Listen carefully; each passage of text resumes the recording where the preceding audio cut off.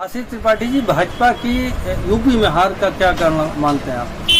हमारे हिसाब से तो कारण ये है कि कार्यकर्ताओं का कोई ध्यान नहीं रखा गया।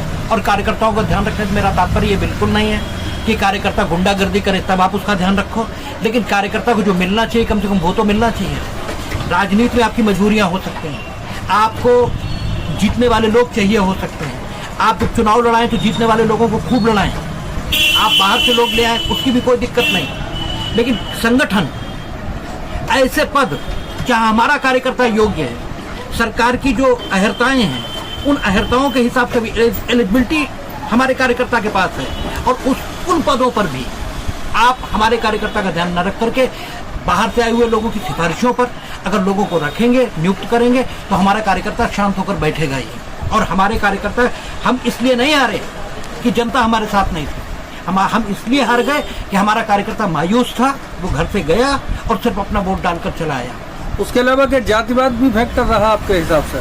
हमारे हिसाब से जातिवाद तो फैक्टर एक वास्तविकता है। आप वास्तविकता को नकार कर चल क्यों रहे हैं?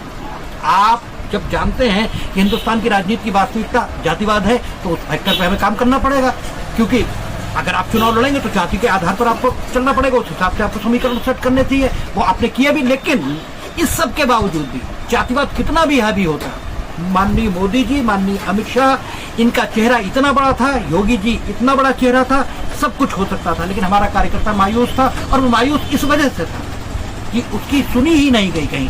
तो हम ये बिल्कुल नहीं करें कि उसे गुंडागर्दी की छूट दी जाए, हम ये बिल्कुल नहीं करें कि थानों में दलाली की उसे छूट दी जाए। उसकी सही बात तो सुनी जाए, जहां उसे सम्मान मिलना चाहिए वहां तो मिले। वहां भी सब ऐसे लोगों को रख दिया जाएगा जिनसे जीवन संघर्ष करते हो गया, जैसे इसलिए हमें लगता है कि हार हुई है। जिन लोगों से मुकदमे लिखे, जिन लोगों से संघर्ष हुआ, उन्हीं की सिफारिशों पर लोगों की नियुक्ति होती है, उन्हीं की सिफारिशों पर लोग रखे जाते हैं जगह जगह पर। इसलिए हमारा कार्यकर्ता मायूस है, लोग हारे। अयोध्या में राम मंदिर बना और इतना डेवलपमेंट हुआ, उसके बावजूद भी हार। कार्यकर्ता मायूस था। हमने कहा ना, जनता में तो हम जीते हुए हैं। आज भी जनता हमें 400 दे रही थी। हमारे कार्यकर्ता कार्यकर्ता हमारा मीडिया है। जैसे जनता और सरकार इसके बीच जैसे प्रेस होती है उसे मीडिया कहा जाता है, मीडिया माने माध्यम। ऐसे ही हमारा कार्यकर्ता माध्यम है बीच में। जैसे ईश्वर और जनता इसके बीच पैगंबर है। ईश्वर पैगंबर को बताता है, पैगंबर जनता को बताता है। जनता सीधे ईश्वर से नहीं जुड़ सकती। ऐसे ही कार्यकर्ता माध्यम है पार्टी की नीतियों को जनता तक पहुंचाने का। हमारी मीडिया जो हमारे कार्यकर्ता था वो शांत हो गया, और वो मायूस था इसलिए शांत हो गया। कहीं ना कहीं पीडीए का फार्मूला कामयाब हुआ, ऐसा सफाई कहते हैं और देखा भी जा रहा। पीडीए का फार्मूला हमें तो नहीं लगता कामयाब हुआ, ना हमें ये लगता है अगर पीडीए का फार्मूला कामयाब हुआ तो हमें सब सीटें हार जाना चाहिए था फिर, क्योंकि पिछड़ा दलित अल्पसंख्यक आप किसी भी सीट पर मिला दो तो हमें कोई सीट ही नहीं जीतनी चाहिए। जबकि कोई भी सीट हम 10-15 हजार वोटों से ज्यादा से हारे ही नहीं, अगर आप अपवाद छोड़ दें तो।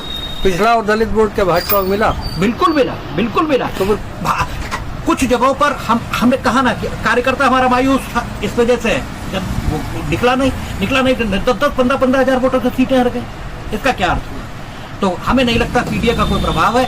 अगर कार्यकर्ता को महत्व दिया जाए, उसकी सही बात सुनी जाए, तो निश्चित तौर पर 2027 हम फिर जीतेंगे। ऐसा भी सुनने में आ रहा है कि सवर्ण वोट भी इस बार नाराज रहा, भाजपा जो कैडर वोट रहा है।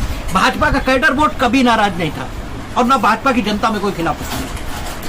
वही लोग नाराज थे जो ऑलरेडी भाजपा के वोटर नहीं, लेकिन हमारा कार्यकर्ता जनता तक गया ही नहीं। गर्मी का प्रभाव, उस समय की परिस्थितियां, और हमारा कार्यकर्ता निकला नहीं। वो मायूस था सिर्फ इसलिए नहीं निकला। इसलिए हम तो टोटल मानते हैं कि ऊपर के नेतृत्व को देखना चाहिए, कार्यकर्ता की जायज मांग जरूर सुनी जानी चाहिए। बहुत बहुत धन्यवाद आपका।